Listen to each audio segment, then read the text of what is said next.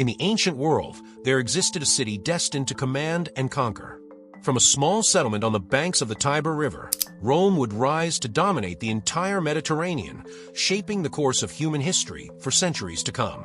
But just as it rose in unmatched glory, so too would it fall into ruin, remembered more for its collapse than its power.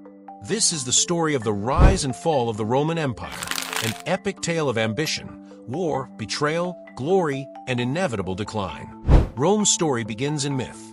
According to legend, it was founded in 753 BC by Romulus, who murdered his twin brother Remus in a struggle for power. Though myth, the tale mirrors the violence that would become a hallmark of Roman politics. In its early days, Rome was a monarchy ruled by a succession of kings. But after the last king, Tarquin the Proud, was overthrown in 509 BC, the Romans declared that never again would one man hold all the power. In his place, they established a republic, a bold new system of governance in which power would rest in the hands of elected officials and representative institutions.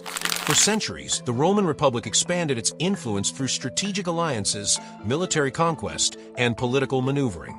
It fought bitter wars with neighboring tribes and cities, including the Samnites and Etruscans, gradually uniting the Italian peninsula. But it was the wars with Carthage, known as the Punic Wars, that would elevate Rome from a regional power to a global empire. The Second Punic War brought the legendary Carthaginian general Hannibal to Rome's doorstep, where he terrorized the countryside for over a decade. But Rome endured, it adapted, and it struck back with brutal efficiency. In 146 BC, after years of warfare, the Romans utterly destroyed Carthage, burning the city to the ground and salting its fields. By then, the Republic had grown rich and unstable. With victory came wealth, and with wealth came corruption. The gap between the rich and poor widened. The Senate, once a body of wise elders, became a playground for the elite. Ambitious generals, flush with power from their battlefield triumphs, began to see themselves not as servants of Rome, but as potential rulers of it. One such man was Gaius Julius Caesar. Born into a noble family in 100 BC, Caesar was a skilled orator, a brilliant strategist, and a shrewd politician. He conquered Gaul, modern-day France, and became a hero to the Roman people. But his growing popularity alarmed the Senate. When they ordered him to disband his army and return to Rome, he made a fateful decision.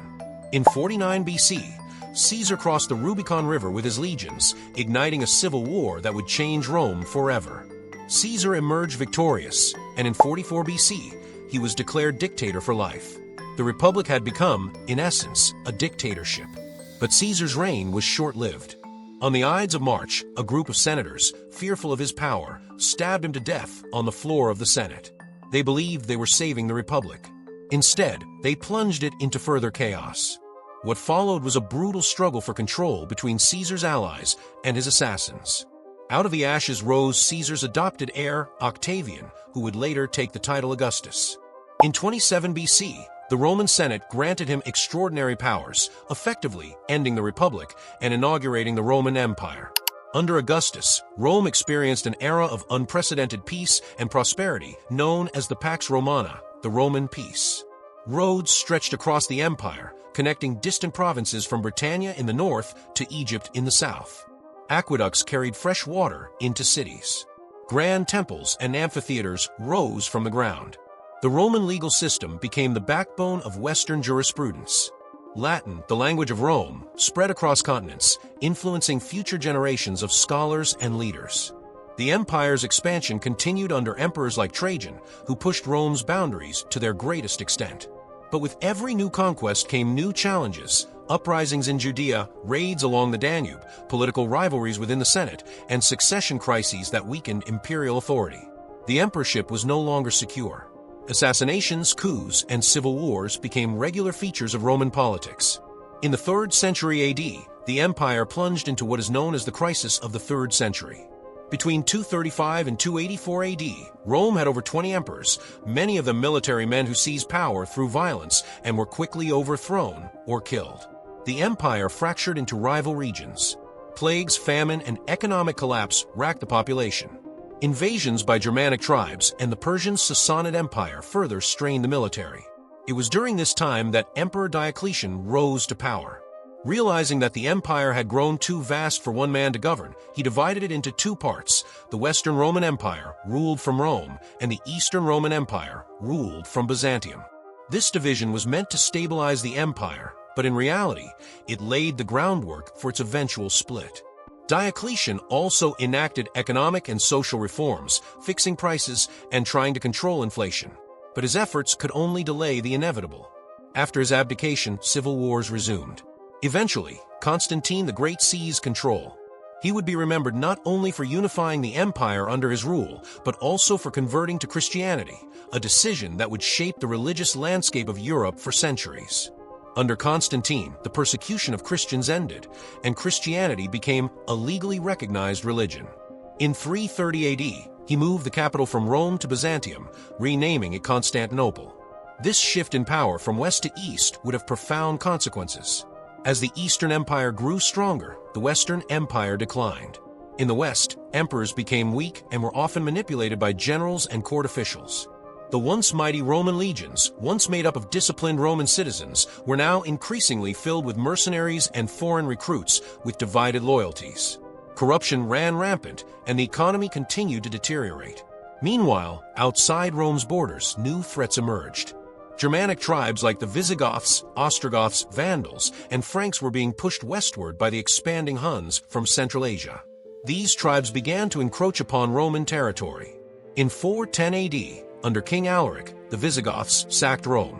It was the first time in 800 years that the city had fallen to an enemy. The psychological shock was immense. The Western Empire limped on, but its days were numbered. In 476 AD, the last Roman emperor in the West, Romulus Augustulus, was deposed by the Germanic chieftain Odoacer. This event is often marked as the official fall of the Western Roman Empire. The Eastern Empire, however, known as the Byzantine Empire, would continue for nearly 1,000 more years. Rome's fall was not a sudden collapse, but a gradual unraveling, a product of internal decay, economic instability, military overreach, and external pressure. But its legacy endured. The Roman Catholic Church, centered in Rome, would become the most powerful institution in medieval Europe. Roman law, architecture, engineering, and language would influence every corner of the Western world. The story of Rome is one of ambition and achievement, of brilliance and brutality, of an empire that rose on the shoulders of warriors and collapsed under the weight of its own success. It is a reminder that even the mightiest civilizations are not immune to the forces of change, corruption, and time. From its mythical birth by Romulus to the grandeur of the Colosseum, from Caesar's bold gamble at the Rubicon to the sack of Rome by barbarian hordes, the tale of Rome is the tale of humanity itself, its glories, its flaws, and its endless desire to shape the world in its image. And yet, even in its ruins, Rome never truly died. Its spirit lived on through the Renaissance, the Enlightenment, and into the modern age. Governments still borrow from Roman law. Cities still build with Roman principles. Languages like Spanish, French, and Italian owe their roots to Latin. In this way, Rome continues, not as a political entity, but as an eternal idea. The idea that greatness can be built, lost, and remembered forever. Thank you for watching. If you found this journey through history fascinating, make sure to like this video and subscribe for more epic stories from the past. Your support helps keep history alive.